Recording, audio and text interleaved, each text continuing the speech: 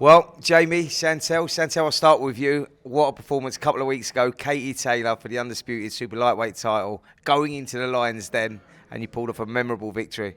Yeah, what a night. It was the best night of my life. I said that last time I was in Abu Dhabi, but being in Dublin, May the 20th, it topped everything. I mean, you're an undefeated fighter now, 18-0 now. I mean, you pulled off that good win against McCaskill. Some would say against the odds, to be fair, because, you know, she was coming off some good wins herself out in Abu Dhabi. Then we go into the Lions Den again, and you're recognised as an underdog against Katie Taylor as well. But what was it like? I suppose let's start with that. What was it like going into that? I mean, that must have been a hostile crowd that you went into there. You're going into the Lions Den. What was that like? It was very hard, but we had loads of preparation, mental preparation beforehand. We had weeks and weeks of kind of getting myself ready for the unexpected, really, but knowing that it was going to be hostile.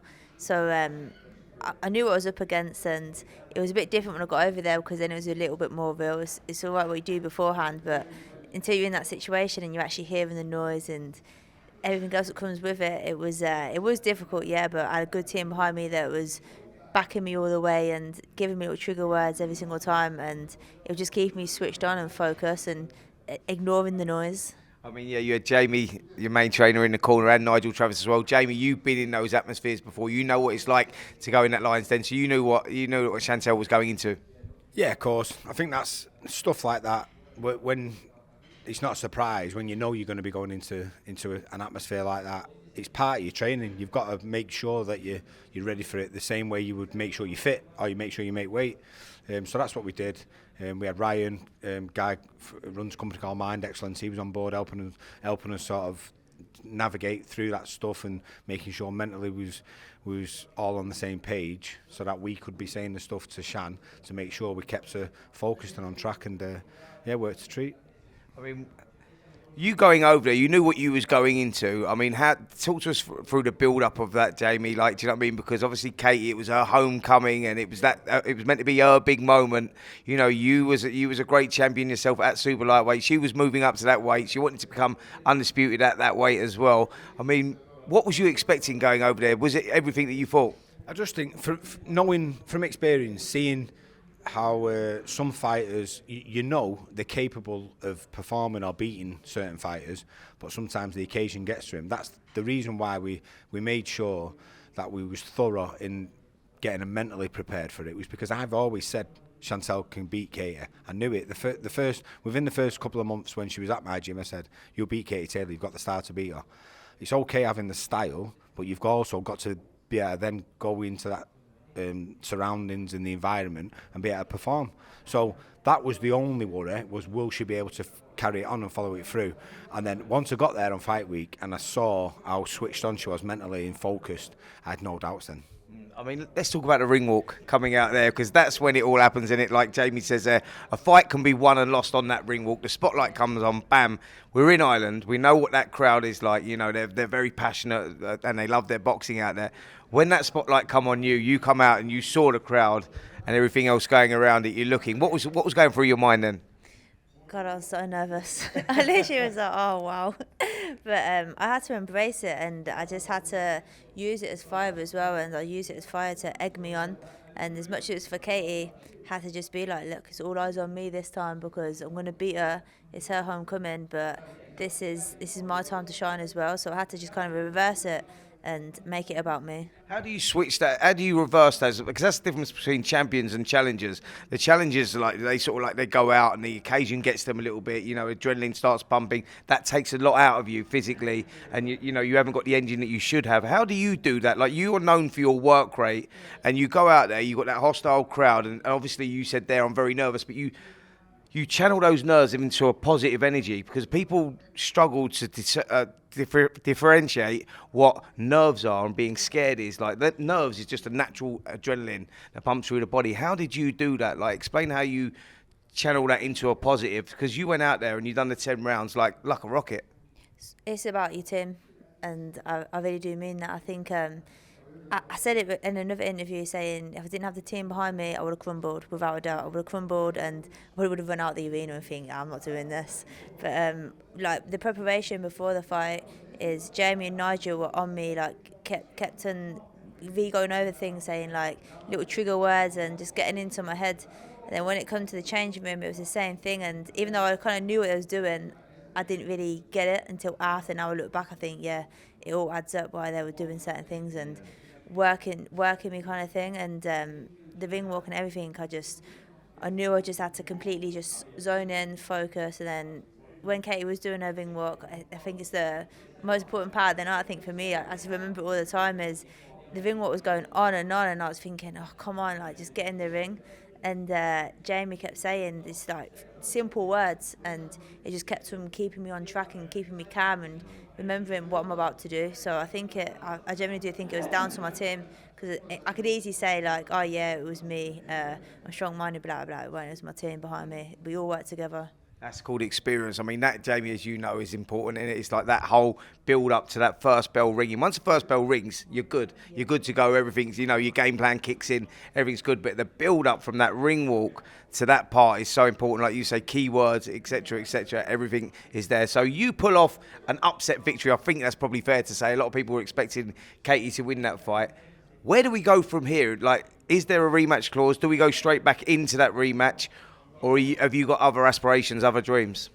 So Katie has a rematch clause, so I think we're just waiting to see what's going to happen. But I would like it to be a little bit fairer this time, and I have a few champion fights as well, because last time it was Katie's homecoming, so I signed the dotted lines with having no options really, and I just wanted the fight, and I knew that I kind of had to sign everything and agree to everything to make the fight happen. So I think if the rematch does happen, I would like it to have a few things going my way as well.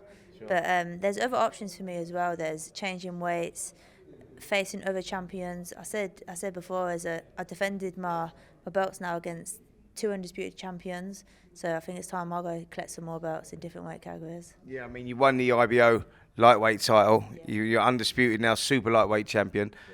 We've seen in women's boxing, Amanda Serrano's one that I can use, that goes up and down the weights. Clarissa Shields as well. She's another girl that goes through the weights as well. There's not that depth, that pool of fighters there, so it allows you to go up and down in the weights. But when you look at the top of the divisions of each of the women boxers that are around now, I mean, the caliber is very, very high. Where do you see yourself? How high could you go? Because you're now currently 140 pound champion. How high do you think you can go? Because have you ever looked at like people like Clarissa Shields, Savannah Marshall, those type of girls that are boxing at the much higher weights, middle weights, etc.? Do you think that's a reality? Could you go there? I felt how hard Savannah punches. Definitely not looking to face Savannah.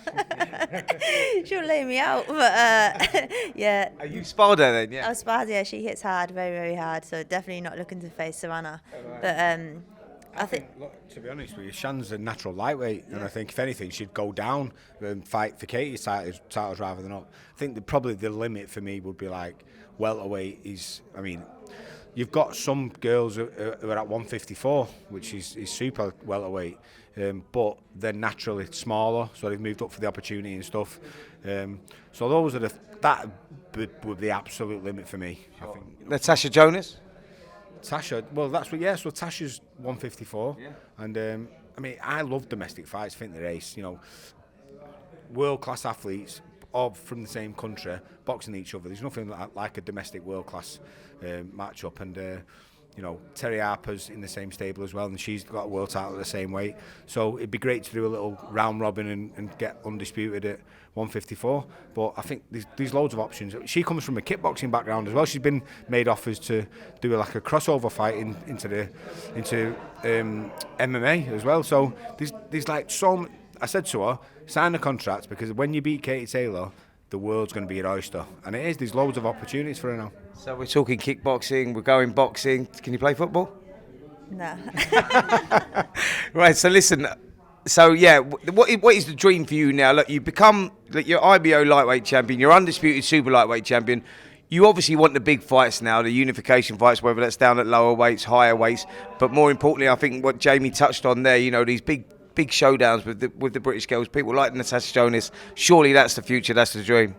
Yeah, this is about my legacy now. I think I've done what I've had to do. I've always wanted to fight with Katie Taylor. I've got it. I beat her, and now this is about me. And I would love to become undisputed in 2 weight divisions. I think my aim and goal now is to become 2 weight division. Here's a question. Has any fighter ever beat 2 reigning undisputed champions on the trot? You asking me? Yeah. I don't think anyone's ever done that. I think you're right. Gaskell, who's welterweight champion, and she beat Katie at lightweight. I mean, I don't think that's ever been done in boxing history. No, that's incredible. Listen, talking about boxing history, mate, you're a former European champion, and you've just been presented by Mauricio Suleiman. We were at a WBC lunch. You've been presented with. It's not a belt, is it? Well, it is a belt, but it's not a belt because it's the shape of a towel. It's an Angelo Dundee style belt. I mean, tell us what it is and what you got, why you got presented it. It's a world champion trainer belt, and we've just been told it's described as like the towel what goes over a coach's shoulder. So yeah, it's an honour to get it. I never got a world title as a fighter, so now I've got one through coaching Shan to be a world champion. So. Proud, but I tell you what, Nigel's going to be fuming because he's not got one. Well, listen, I saw it, Mauricio. Actually, our producer Ed, he's actually got it. There it is. Look, so this is the WBC, and it's designed like a belt, so it goes over his shoulder like that. It was from Angelo Dundee, apparently. That's how he used to wear the towel. Over the shoulder all the time, in the corner as well. So what's going to happen now is I'm going to walk in the gym with it. And the only way Nigel's going to get one is if he beats me in a spar over 4 rounds. That's never going to happen. Well, listen, I want to know you're going to walk in the ring with it when Chantelle does her next ring walk, wherever that is, whoever it's against. Is it coming in with you, mate? Because I think it looks good. This will only be in my house. No one will ever see it again because it's just it's never about us. It's always about the fighters. So it's going to stay at home. Yeah. So the challenge is Nigel Travis over 4 rounds. That's the challenge. Nigel, if you want this, mate, 4 rounds. I'll tell you straight, mate. If you want this belt, you're going to have to fight me for it. Brilliant. Well, listen, guys, we had a bit of fun here. Chantelle, looking forward to seeing you back in the ring again, whether that's against Katie Taylor or one of the other champions. We're looking forward to that. And Jamie, as always, thanks very much, mate. And enjoy your, what is it, a towel belt or whatever? It's a shoulder strap. I tag it's a shoulder strap. Strap season, isn't it? Picking up belts left, right, and centre. That's it. Brilliant. Well done.